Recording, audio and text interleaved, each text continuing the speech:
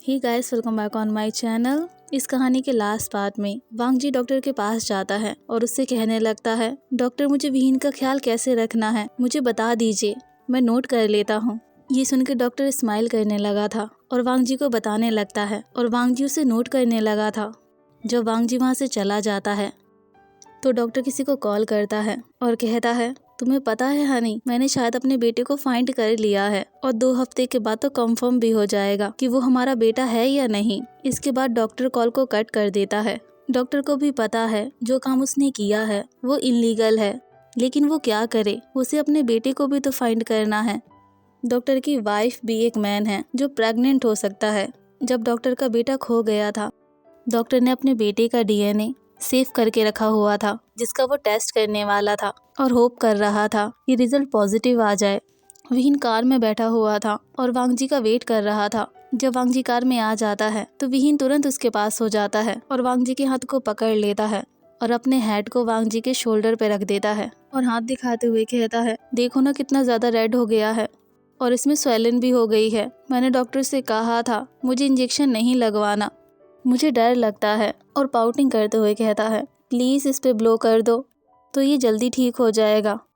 विहीन की बातें सुनकर वांग जी को गुस्सा आ रहा था, लेकिन वांग जी कुछ नहीं कर सकता था तो विहीन के हाथ पे ब्लो कर देता है और कहता है, अब ठीक हो गया ना। विहीन स्माइल करते हुए कहता है, अब तो मुझे अच्छा फील होने लगा। और वांग जी सोच रहा था ये तो बेबी की तरह बिहेव करने लगा और विहीन से कहता है, अपनी सीट बेल्ट बांध लो विहीन, हम दोनों घर जाएंगे। विहीन अपनी सीट बेल्ट बांध लेता है और वांग जी से कंप्लेन करने लगता है, वो भी नॉन स्टॉप। विहीन की बातें सुनकर वांग जी को गुस्सा आ रहा था। वांग जी जो कुछ भी कर रहा था अपनी बेबी के लिए कर रहा था, तो विहीन की बातें सुन लेता है और हर बात पे हाँ कर रहा था। और वांग जी सोचने लगा था, एक बार हम दोनों घर चले जाएंगे, उसके बाद मैं तुम्हें लेसन सिखाऊंगा और तुम्हारे प्लेस को बताऊंगा। जब दोनों घर पहुँचते हैं तो विहीन सो गया था। वांग जी उसे कैरी करता है और अपने रूम में ले जाने लगता है। डॉक्टर ने कहा था कि अपने पार्टनर के पास में रहना जो बेबी के लिए अच्छा होगा और तुम्हारे पार्टनर के लिए भी। तो वांग जी के पास कोई चॉइस नहीं थी, तो विहीन को अपने रूम में ले जाता है। विहीन को बेड पे प्लेस करता है, ब्लैंकेट से कवर करता है और रूम छोड़ के चला गया था। उसके बाद ग्रैंडफादर को कॉल कर देता है और उन्हें बता देता है कि विहीन प्रेग्नेंट है। ये सुन के ग्रैंडफादर बहुत ज़्यादा खुश हो गए थे और विहीन को देखना चाहते थे। वांग जी, हम दोनों विहीन से मिल सकते हैं क्या? वांग जी ने मना कर दिया था और कहता है, आप दोनों कल आ जाइएगा, आज विहीन रेस्ट कर रहा है। जब ग्रैंड माँ और ग्रैंडफादर आते हैं तो इवनिंग हो गई थी और विहीन वांग जी के रूम में शिफ्ट हो जाता है। जब ग्रैंडफादर और ग्रैंड माँ विहीन से मिलने के लिए आते हैं तो विहीन खुश हो गया था। उसके बाद वांग जी ने अपने बेबी के लिए एक रूम बनवाया था। वांग जी को जेंडर पता नहीं था, तो वांग जी ने बॉय और गर्ल के दोनों के कपड़ों को मंगवा लिया था और एक टॉय रूम भी प्रिपेयर करवा लिया था। और विहीन की इन्फॉर्मेशन की फाइल वांग जी के हाथ में थी और वांग जी उसे रीड कर रहा था। और वांग जी को पता चल गया था कि विहीन इतना भी बुरा नहीं है जितना वांग जी सोच रहा था। वांग जी के पास विहीन की सारी इन्फॉर्मेशन थी, लेकिन चाइल्डहुड की इन्फॉर्मेशन नहीं थी। जहाँ विहीन वर्क किया करता था वो प्लेस बहुत ज़्यादा डेंजरस था, तो वांग जी को गुस्सा आ गया था कि विहीन ऐसे प्लेस पे वर्क करता था, ये तो बहुत ज़्यादा स्टूपिड पर्सन है। लेकिन वांग जी को विहीन के फादर की कोई इन्फॉर्मेशन नहीं मिली थी कि विहीन का फादर कौन था। और वांग जी विहीन की मदर की फ़ोटो को भी देखता है जो विहीन के फेस से मैच नहीं हो रही थी, ना ही बचपन में और ना ही बड़े में। तो वांग जी सोचने लगता है कि शायद विहीन अपने फादर पे गया होगा जिसकी इन्फॉर्मेशन नहीं है। विहीन ने मुझसे मैरिज पैसों के लिए नहीं की थी, वो तो अपनी मदर को सेव करना चाहता था, लेकिन उसकी मदर ने क्या किया, उसे घर से बाहर निकाल दिया और विहीन के बेबी को ऑलमोस्ट मार ही दिया था। ये किस तरीके की मदर है? वो तो किसी भी एंगल से मदर नहीं लगती और मुझे नहीं पता कि उसके और उसके बेटे में कौन सी इश्यूज हैं, लेकिन उसने मेरी बेबी को मारने का ट्राई किया। जो कुछ भी मुझसे बिलोंग करता है, अगर कोई उसे टच करने का ट्राई भी करता है तो मुझे तो बहुत ज़्यादा गुस्सा आ जाता है। लेकिन उसने क्या किया, उसने टच नहीं किया, उसने मारने का ट्राई किया। वांग जी को बहुत ज़्यादा गुस्सा आ गया था। बाकी फाइल को वांग जी नहीं पढ़ता और अपने ऑफिस से बाहर आ जाता है और अपने रूम में जाता है। विहीन से कहता है, विहीन उठ जाओ, डिनर का टाइम हो गया है। और दोनों नीचे आ जाते हैं। जब दोनों डिनर कर लेते हैं तो विहीन अपने रूम में जाने लगा था, तो वांग जी उसका हाथ पकड़ लेता है और कहता है, तुम कहाँ जा रहे हो? विहीन कहता है अपने रूम में। वांग जी कहता है आज से तुम मेरे रूम में रहोगे और इससे ज़्यादा मुझे कुछ नहीं कहना और मेरा डिसीज़न फाइनल है। विहीन कुछ नहीं कहता और वांग जी को फॉलो करने लगता है और सोचने लगता है ये मुझे अपने रूम में रहने देगा। ये तो बहुत अच्छी बात है, वैसे भी मुझे अकेले नींद नहीं आ रही थी और क्या पता जब ये सो रहा हो तो मैं इसे मार सकूं। इस बात को 1 वीक हो गया था और वांग जी ने अपने सारे काम को अपने ग्रैंडफादर को दे दिया था और विहीन बहुत ज़्यादा सैड रहने लगा था। लेकिन वांग जी ने उससे कुछ नहीं पूछा था। वांग जी उसके आसपास रहता और विहीन को खुश रखने का ट्राई करता। वांग जी को डर था अगर विहीन इसी तरीके से सैड रहा तो अपने बेबी को खो देगा। ये सोचकर वांग जी को गुस्सा आ गया था। वांग जी विहीन के पास जाता है और विहीन से कहता है मेरी बात ध्यान से सुनो तुम। अगर मेरी बेबी को कुछ भी हुआ वो भी तुम्हारे वजह से, जो तुम अपनी मॉम के लिए वरीड हो, तो मैं उसे मार दूंगा। ये सुन के विहीन को गुस्सा आ गया था और विहीन गुस्से में कहता है तुम्हारी हिम्मत भी कैसे हुई मेरी मॉम के बारे में ये सब बोलने की। विहीन को गुस्सा इसलिए आ गया था कि वांग जी ने कुछ अब्यूजिंग वर्ड कह दिए थे जो उसे नहीं कहने चाहिए थे। वांग जी ने उसे स्लैप कर दिया था और गुस्से में कहता है जिसे तुम मॉम कहते हो उस लेडी ने तुम्हें मैनर्स नहीं सिखाए कि एल्डर से कैसे बात करते हैं।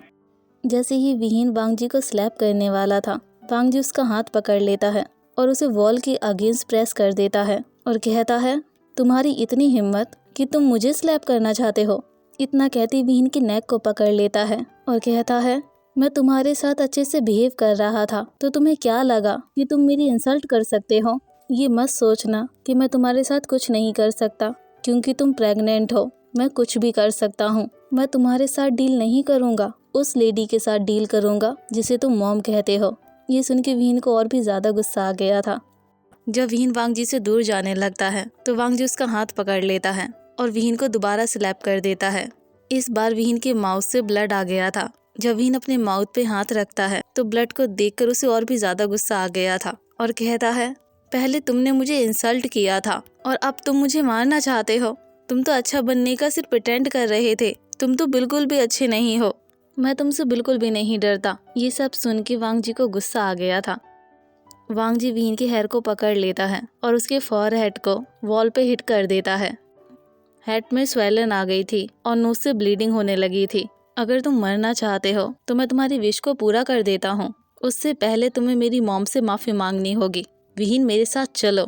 इतना कहते ही विहीन को घसीटने लगता है। वांग जी के सर्वेंट ये सब देख रहे थे लेकिन वांग जी को रोकने का ट्राई नहीं करते। वो अपने मास्टर से बहुत ज़्यादा डरते हैं।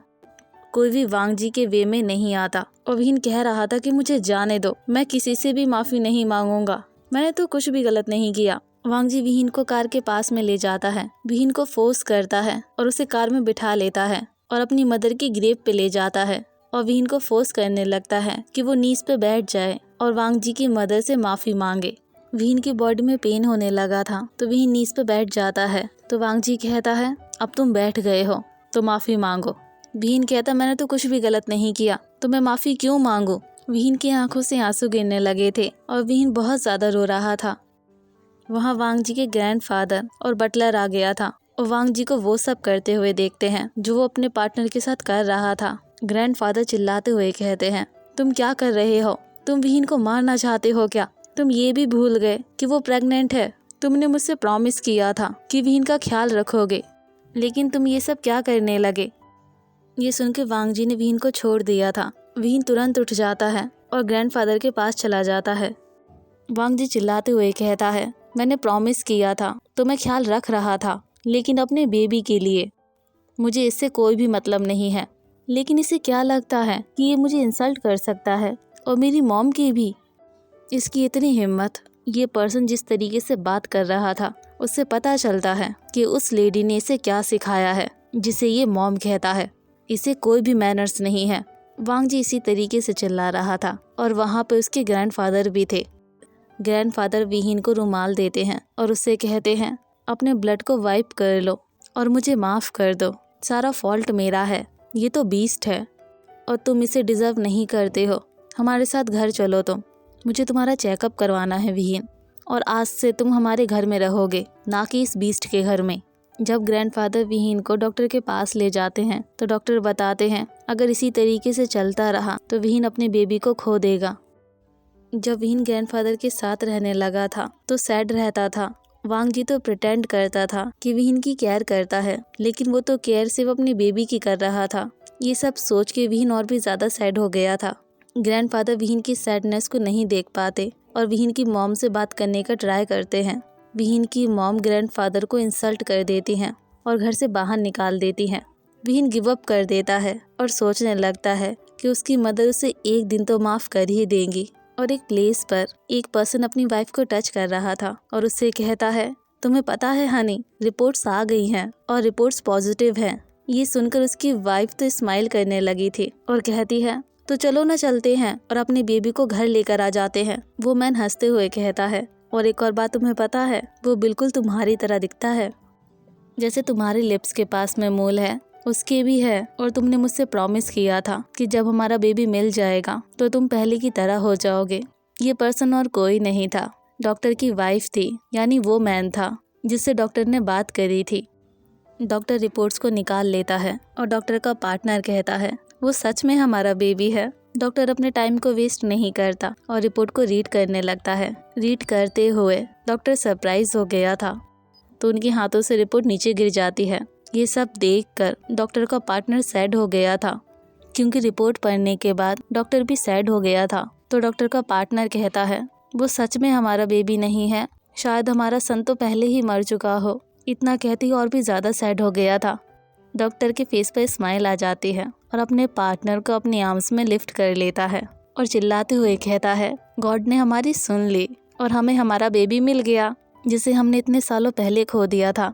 डॉक्टर का पार्टनर नीचे उतर जाता है, रिपोर्ट्स को उठा लेता है और उसे रीड करने लगता है। 18 साल पहले दोनों ने अपनी बेबी को खो दिया था। तब से डॉक्टर के पार्टनर ने कभी स्माइल नहीं किया था। रिपोर्ट पढ़ने के बाद खुश हो जाता है और अपने हस्बैंड से कहता है, मैं अपनी बेबी को अभी देखना चाहता हूँ, उसे होल्ड करना चाहता हूँ, प्लीज़ मुझे रेडी कर दीजिए।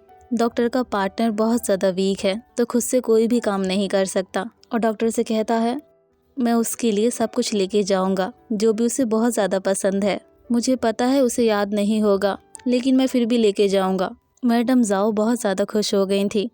डॉक्टर उन्हें हक कर लेता है और कहता है, अब तुम शांत भी हो जाओ और अभी हम नहीं मिल सकते हैं, वो किसी दूसरे के घर में है। अगर हमने उससे ये कहा कि हम दोनों उसके पेरेंट्स हैं तो वो कहीं अपनी बेबी को खो ना दे।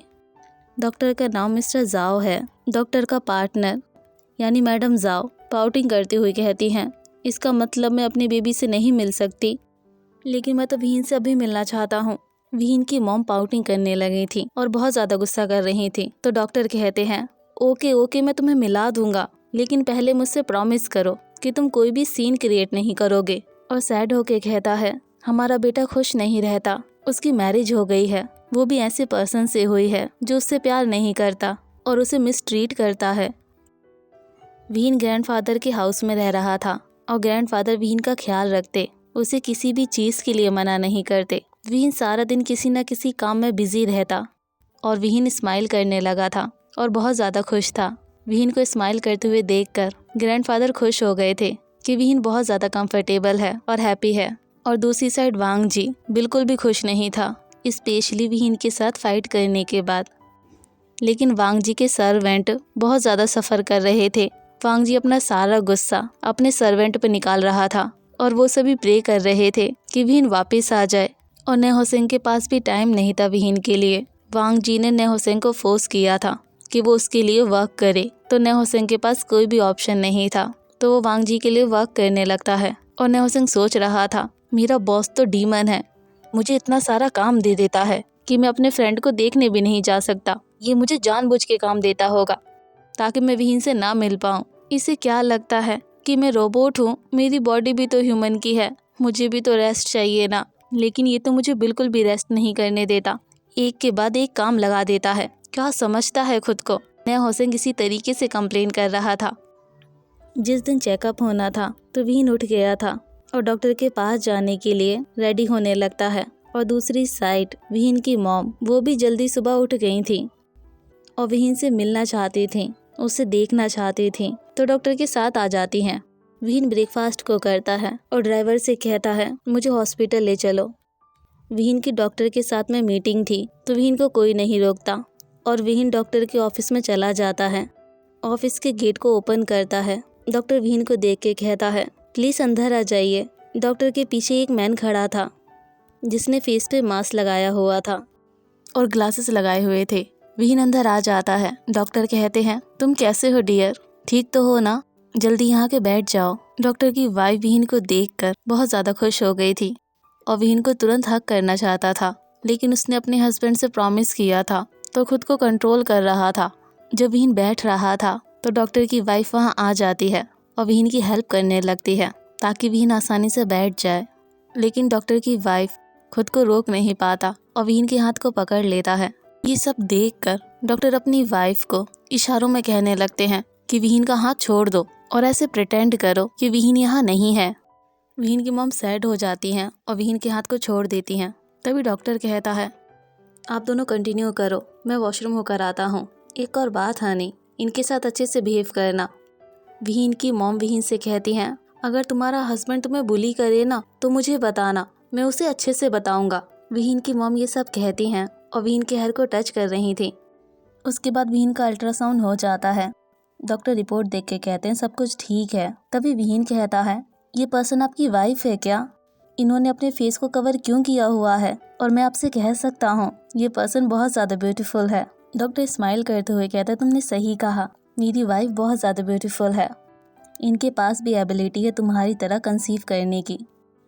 आज के लिए बस इतना ही। सुना नेक्स्ट पार्ट। बाय।